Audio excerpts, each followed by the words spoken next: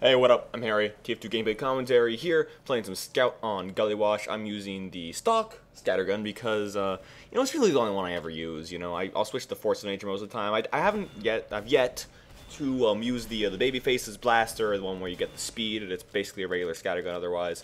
But I really don't like the rest of the weapons. I mean, they're cool. You can mess around. The soda popper can be pretty fun. The fan can be pretty fun, except for the shortstop. Shortstop is my single least favorite weapon in the entire game to use.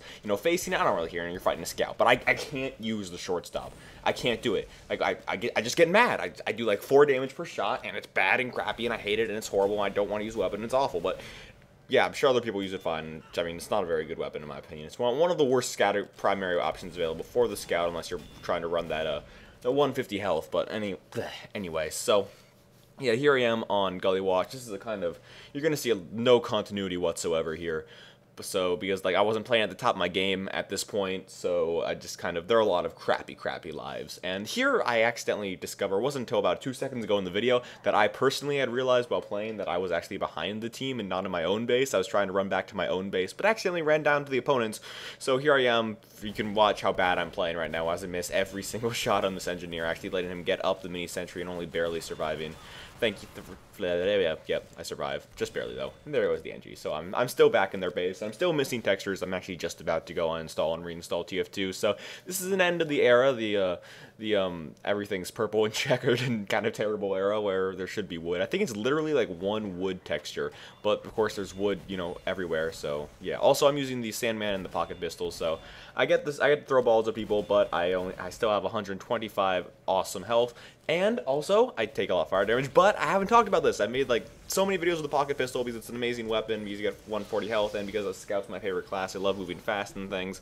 And I haven't talked about this, but the pocket pistol means you don't get any fall damage, which is it's just so mind-blowingly amazing for me. It doesn't come into play on very many official maps. It's actually kind of hard to make yourself take fall damage. If you're playing on orange or something, it's fun. It wasn't that big of a deal for the scout in the first place because you could just double jump before you hit the ground. You would take no fall damage, obviously, because that's a classic video game mechanic that what was it? I think Terraria didn't have it for a while, where you would double jump before you hit the ground, and you'd still take all the damage, but they patched that eventually. So yeah, the classic video game mechanic, but I'm so happy they included it, because the fall damage is it's just annoying for me when I play Scout, because it kind of ruins the whole parkour atmosphere of doing the Scout. Because when you're playing Scout, you want to go fast, you're moving quickly, and you're jumping around things, and it's all about maneuverability, and you're like, yeah, parkour, it's cool, and I'm having fun, and then you jump, and you hit the ground, and you go, ugh, and you lose 20 life, and it sucks. And so it kind of ruins the parkour moment. And now you don't have to worry about it. You have 140 health or 125 using the Sandman, and you don't even care. You don't care at all. It's awesome, and it's awesome because it means they may put the perk on something else. I'd love to see a no fall damage on a rocket launcher for the soldier or something, so you can run around with this rocket launcher that means no fall damage, then the gunboats and the market gardener, and just you don't even care. You're just jumping all over the place, market gardening people, and it's awesome. But yeah, anyway, so it means they may put it on something else, and there are very many classes such as Demoman and Soldier, the jumpy ones, where no fall damage would be just hilarious and probably overpowered. So it might not even happen. Okay, so I had more things to talk about actually. School. I'm gonna be starting school soon. On Tuesday. I don't know when this video is going up, so I'm not gonna say in 4 days, because I don't actually know how many days it's going to be. I might mess things up, I might forget to upload a video. I'm gonna try and keep it a video a day. I feel like I can manage that. It's certainly manageable. It's not like it takes 6 hours to make one video, you just spend a couple hours playing TF2 and then whatnot. But anyway, I might mess it up because I have a terrible memory. I have one of the worst memories out of all the people I know, and combine that with whatever's gonna be going on senior year at school, and I'll probably fuck it up eventually, or finals week or something. I probably won't upload anything. So I'm really sorry. I apologize in advance for all the times when I mess up that sort of thing. And anyway, so Scout on Gullywash. I love the Sandman. I use it once to kill a heavy in this video. So useful for heavies when you hit the shot, because it means you can actually get in close to them and do damage to them. When you're fighting heavy, you have two options. Either you can kind of run around him in a circle, jumping, trying to dodge all of his minigun shots, make it so his tracking gets all messed up and survive, which typically that's better if you have a jump on him, or if he already has low health. If he's being healed by a medic, or if he's already spun up, you're probably gonna die. But if he has half health and like he doesn't see you, then it's a very effective strategy, because obviously the heavy, if you're at close range in a heavy, people are like, Pyro's the most powerful close range class. No, you're wrong. It's the heavy. The heavy is the single most powerful close range class. He has a absolutely massive DPS. So you get in close range on a heavy, you're probably gonna die. And of course the scout loves being close range on people.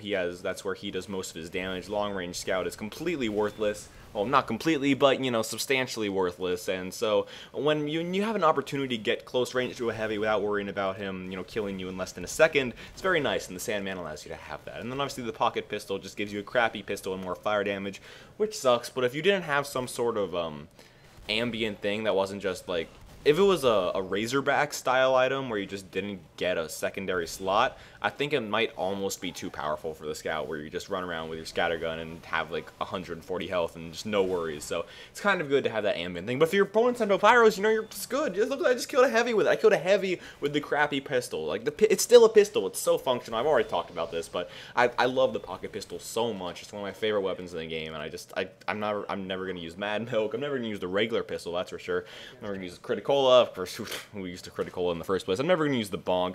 It's just, yeah. And here, okay, I've switched to the fish apparently, because I have 140 now. The fish, you know, it's an old friend. I feel like I'm going back to it, you know, because they added the pan, and then I just stopped using the fish. But the fish and me are tight, man. We had some good times together running around just fishing everybody. When it first came out, people would just play scout and go around fishing people, because it was just such an awesome weapon. It was so cool. It had jiggle bones, and it counted the times of people you hit them, and then did fish kill in big letters in the upper right at the top. And then the pan came, it's kind of overshadowed it. But now I'm, you know, fish. And I like the fish. And the fish and me, old times, good friends. You know, it's comfortable. I like the feeling of hitting people with fish. It's get back to the basics, you know, it's good. I like the fish. So yeah, that's my little fish rant for you there. But here we are on Scout.